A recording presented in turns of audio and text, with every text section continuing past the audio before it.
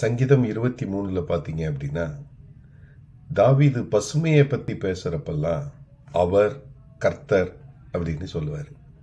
ஆனால் மரண இருளின் பள்ளத்தாக்குன்னு வருகிற பொழுது நீர், தேவரீர், நீர் அப்படின்னு ரொம்ப நெருக்கமாக பேச ஆரம்பிச்சிருவார்.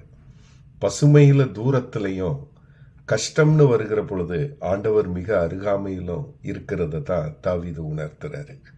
இதை தான் C.S. லூயிஸ் சொன்னார், God whispers in our pleasure, but he screams in our pain அப்படின்னு சொன்னார். Pain is the megaphone that God uses to arouse the deaf world அப்படின்னு C.S. லூயிஸ் சொல்லியிருக்கிறார்.